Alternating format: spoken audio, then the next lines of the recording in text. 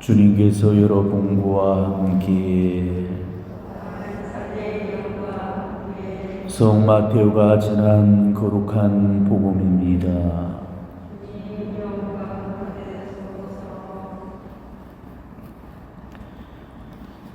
그때 예수님께서 제자들에게 말씀하셨다. 내가 너에게 말한다. 너희의 의로움이 율법학자들과 바리사이들의 의로움을 능가하지 않으면 결코 하늘나라에 들어가지 못할 것이다. 살인해서는 안 된다. 살인한 자는 재판에 넘겨진다고 옛 사람들에게 이르신 말씀을 너희는 들었다. 그러나 나는 너희에게 말한다. 자기 형제에게 성을 내는 자는 누구나 재판에 넘겨질 것이다. 그리고 자기 형제에게 바보라고 하는 자는 최고위에 넘겨지고 멍청이라고 하는 자는 불붙는 지옥에 넘겨질 것이다. 그러므로 네가 제단에 예물을 바치려고 하다가 거기에서 형제가 너에게 원망을 품고 있는 것이 생각나거든 예물을 거기 제단 앞에 놓아두고 물러가 먼저 그 형제와 화해하여라. 그런 다음에 돌아와서 예물을 바치라. 너를 고소한 자와 함께 법정으로 가는 도중에 얼른 타협하여라. 그러지 않으면 고소한 자가 너를 재판관에게 넘기고 재판관은 너를 형리에게 넘겨 네가 감옥에 갇힐 것이다. 내가 진실로 너에게 말한다. 네가 마지막 한 입까지 갚기 전에는 결코 거기에서 나오지 못할 것이다. 간음해서는 안 된다고 이르신 말씀을 너희는 들었다. 그러나 나는 너희에게 말한다. 음욕을 품고 여자를 바라보는 자는 누구나 이미 마음으로 그 여자와 간음한 것이다. 너의 오른 눈이 너를 죄짓게 하거든 그것을 빼어 던져버려라. 온몸이 지옥에 던져지는 것보다 지체 하나를 잃는 것이 낫다. 또 네 오른손이 너를 죄짓게 하거든 그것을 잘라 던져버려라. 온몸이 지옥에 던져지는 것보다 지체 하나를 잃는 것이 낫다. 자기 아내를 버리는 자는 그 여자에게 이혼장을 써주어라 하신 말씀이 있다. 그러나 나는 너에게 말한다. 불륜을 저지른 경우를 제외하고 아내를 버리는 자는 누구나 그 여자가 간음하게 만드는 것이다. 또 버림받은 여자와 혼인하는 자도 간음하는 것이다. 주님의 말씀입니다.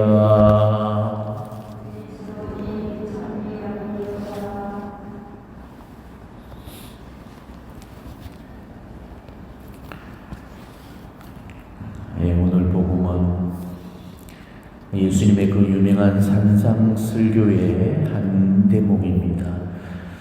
오늘 복음을 유심히 읽어보신 분들이라면 계속 반복되는 그런 구절 하나를 발견하셨을 겁니다.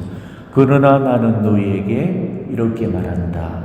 이런 구절이 이 산상설교 안에 총 6번이 나오는데 이 6가지 명제를 걸어서 우리는 대당명제라고 신학적으로 부르고 있어요. 즉 구약의 율법은 이렇게 해야 된다고 이야기를 하는데 나는 너희에게 이렇게 해라고 명한다. 그러시면서 구약의 율법 조항들을 재해석을 하시면서 하나님께서 율법을 주셨던 원래의 의중을 정확하게 전달을 해주셨던 거죠. 왜냐하면 그 당시에 율법학자들과 바리사이들이 하나님께서 주셨던 율법의 원 의도를 훼손시켜버려서 율법의 정신에서 멀어져 버렸기 때문에 예수님께서는 그것을 다시금 환원시키셨던 것입니다. 근데 구약의 율법은 사람을 죽이는 것만 살인으로 규정을 하는데 예수님은 여기서 조금 더 나아가서 이웃에게 해악을 끼치는 것은 물론이러니와 심지어는 성을 내고 바보 멍청이라고 욕한 죄도 살인죄와 똑같은 죄로 벌을 하시겠다고 말씀하셨습니다.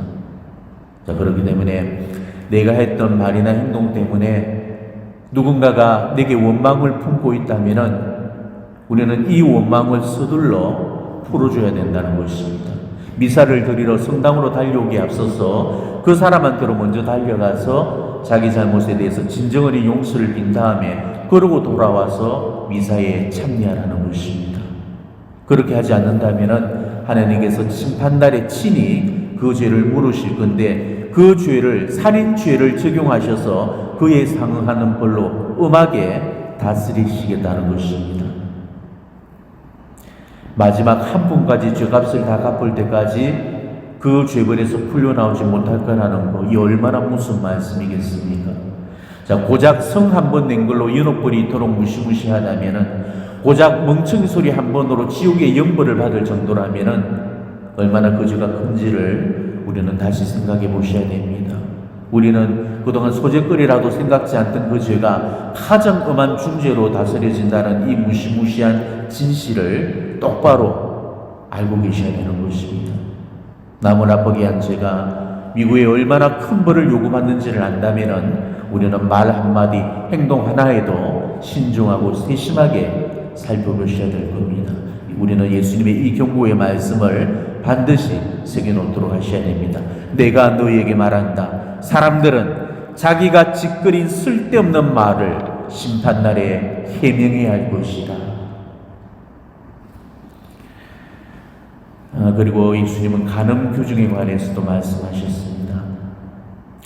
구약의 율법은 합법적이지 않은 성관계만 간음으로 보았는데 예수님은 더 나아가서 음욕을 품는 그 자체를 간음으로 규정을 하셨습니다.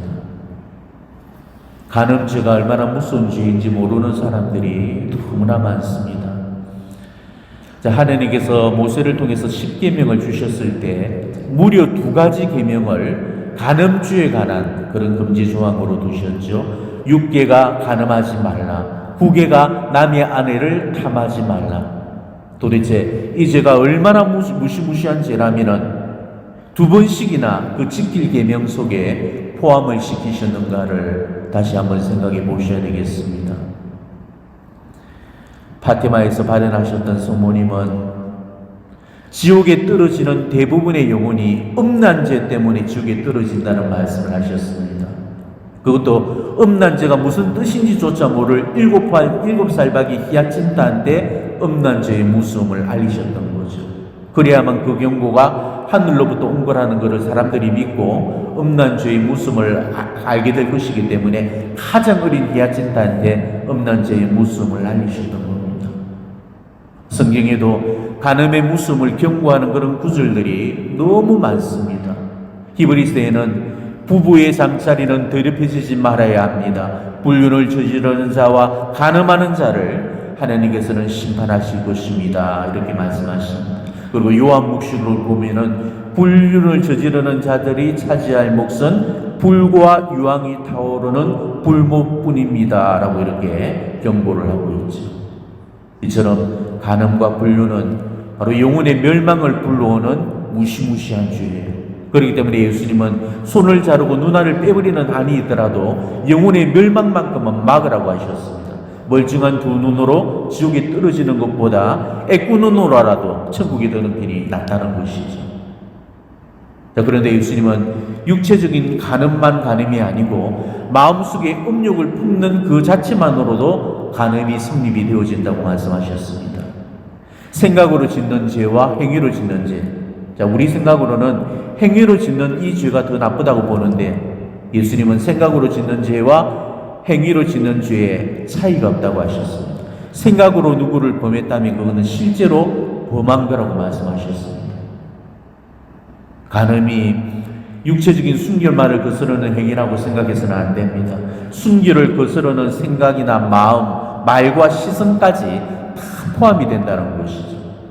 때문에 생각만으로 간음할 수가 있고 마음만으로도 얼마든지 우리는 순결을 더럽힐 수가 있는 것입니다. 음란한 말이나 저질스러운 시선 하나로도 우리는 음란죄에 떨어질 수가 있다는 것이죠. 벼락을 맞았습니다라는 그 책 읽어보신 분들이 계실지 모르겠습니다. 근 10년 이상을 종교계의 베스트셀러로 자리하고 있는 아주 유명한 그런 책이죠. 여기서 그 글로리아 박사라는 이 저자가 실제로 벼락을 맞아 죽었다가 이승으로 다시금 살아 돌아왔는데 바로 이때 하나님께서 성청을 베푸셔서 그 사후세계를 보여주셨고 천국과 연옥과 지옥을 방문한 내용을 기록을 하고 있습니다. 그런데 저자는 그 저승에서 10계명을 거스렀던 자기 죄를 하나하나를 다 보게 되죠. 그 중에 제6계인 간음죄가 바로 오늘 예수님의 말씀처럼 생각만으로도 간음죄가 된다는 것을 깨닫게 되었던 겁니다. 저자가 이야기하는 그 대목을 한번 한번 읽어드리겠습니다. 이제 6째 계명의 차례가 되자 제 마음이 이렇게 속삭였습니다. 자, 적어도 이 계명에는 내가 무엇을 어겼다고 비난할 수는 없겠지? 결혼한 이후로 난 내 남편 외에는 성관계를 가진 사람이 없으니까 난 내세울 애인도 없잖아. 그런데 이러한 안심을 뒤엎는 사실이 갑자기 제게 제시되었습니다. 제가 가슴이 다 드러나는 섹시한 비키니를 입고 다니면서 제 몸을 본 남자들이 나쁜 상상을 하도록 유혹했던 것입니다. 남편 아닌 이성과 성관계를 한 건 아니지만 이런 간단한 방법으로 이 땅은 간음에 빠진 것입니다. 또한 저는 평소에 결혼한 여자라고 해서 반드시 정조를 지킬 필요는 없다는 충고를 자주금 했는데 이것으로도 혼인스약을 깨뜨렸습니다. 제 인생을 돌이켜본 그 순간에 제가 명확하게 알게 된 것이 있는데 이른바 유교의 쾌락을 추구한 죄는 용서받지 못한다는 사실입니다. 이 죄를 짓게 되면 바로 지옥에 떨어지게 된다는 사실입니다.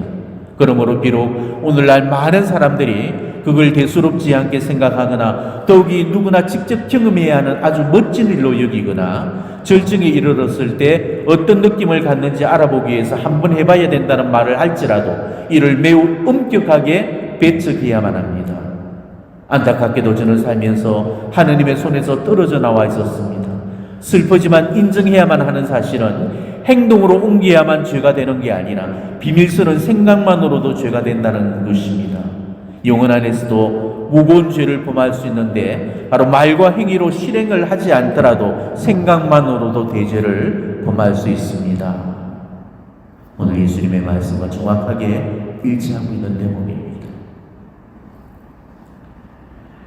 마음속에 음욕을 품는 것도 간음이라면은 도대체 간음을 짓지 않은 사람이 어디 있겠냐 이렇게 항변을 할 수도 있겠지만 그렇기 때문에 그만큼 이 엄난 죄가 지금 이 전 세상을 뒤덮고 있는 것입니다. 간음은 생각만으로도 영혼의 멸망을 불러오는 중지에 떨어질 수 있다는 사실 제발 무섭도록 깨달으시고 어떤 경우에라도 엄난 죄에 떨어지지 않도록 각별히 경계하시길 바랍니다. 그리고 예수님은 이혼에 관한 구약의 율법 규정들도 손을 보셨어요. 신명기 법을 보면은 이렇게 되어 있습니다. 그 여자에게서 추한 것이 드러나 눈에 들지 않는 경우에는 이혼장을 써서 손에 쥐어주고 여자를 자기 집으로 돌려보낼 수 있다. 이렇게 되어 있어요. 그런데 이로 인해서 아내가 마음에 안 들어서 이혼을 원하는 남자들이 이 규정들을 악용을 해버려서 아내를 버리는 일들이 빈번히 일어나죠. 함께 살다가 조금 마음에 안 들면은 터집을 잡아내고 여자의 추함을 밝혀내어서 자기 이혼을 정당화시켜버렸습니다. 그로 인해서 소박받은 여성은 마음에 큰 상처를 입고 살아갈 수밖에 없었던 거죠. 자, 예수님은 이런 거는 하나님께서 혼인법을 주실 때의 원 의도가 아니라는 것을 분명히 증명을 하셨습니다.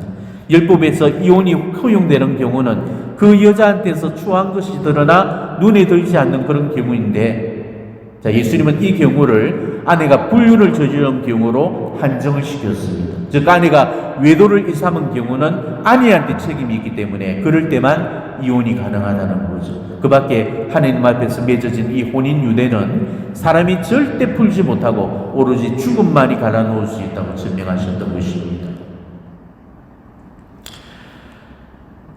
살면서 이혼을 생각해 보지 않는 분은 없으실 겁니다. 그리고 살면서 외도 한번 생각해 보지 않은 분들 없지 싶습니다. 혹은 남편이나 마누라가 사라져 줬으면 좋겠다고 생각해 본 분들도 많이 계실 줄로 압니다. 결혼 생활이 그만큼 힘들다는 그런 반증이 아니겠습니까? 어떻게 보면은 혼자 사는 죄가 그런 의미에서 더 나을 수도 있겠죠. 둘이 사는 괴로움보다는 오히려 혼자 사는 외로움이 견디기가 더 쉬울 수도 있는 것입니다. 하지만 여러분은 이 사지가 가져보지 못한 것들을 너무나 많이 가지고 계시잖아요. 의지하고 기댈 수 있는 배우자가 있고 내게서 살아갈 희망이 되어주고 있는 자녀들이 있고 돌아가야 될 가정이 있습니다. 저보다도 몇 곱절은 더 행복한 그런 조건을 지니고 계십니다. 지금 제가 부러워하는 것들을 다 가지고 있다는 것을 잊지 마시고 더 이상 혼자 사는 저를 부러워하지 마시기를 바랍니다. 혼인은 사제성소만큼 신성한 것입니다. 사제한테 독신이 선물이듯이 부부한테는 배우자가 하느님께서 주신 선물입니다. 물론 살면서 왜 후회가 오겠습니까? 이 사제 생활도 바람 많은 젊은 시절 보내오는 동안에 짐을 사고 풀기를 여러 번을 했었는데 그 힘든 결혼 생활이라면은 아마 저보다도 몇 곡절은 더 후회도 해보셨을 겁니다. 아무튼 여기까지 오시느라 애 많이 쓰셨습니다. 아마 하나님께서 그 노고 다 기억하시고 위로해 주실 겁니다. 이왕지사 이 남자하고 이 여자하고 부부의 연을 맺고 살고 있으니까 이제 그 결혼은 물릴 수도 없고 되돌릴 수도 없는 것입니다.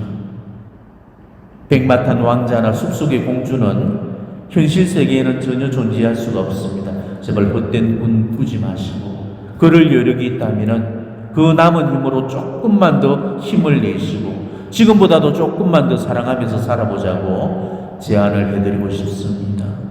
지금 하는 후에 조금만 더 나중으로 미루시고 조금 더 살아보시고 그래도 정이 후회가 된다면 그래도 안 살고 싶다면 그때는 하느님도 이혼장을 서주라고 하셨잖아요. 만정이 다 떨어졌는데 어떻게 데리고 살겠냐고. 이혼 안 시켜줬다가는 하나가 죽고 하나를 죽이는 일이 벌어질 판인데 그럴 때는 이혼을 해야 되겠죠. 그럴 때는 저한테 오면 제가 이혼을 시켜드리겠습니다. 그때까지는 최고 최선을 다해 살아보셨으면 좋겠습니다. 이혼은 나중에 해도 늦지 않을 겁니다. 제발 후회하는 일이 없도록 여러분 인생 앞에 미안해하지 않기를 바랄 뿐입니다. 아멘.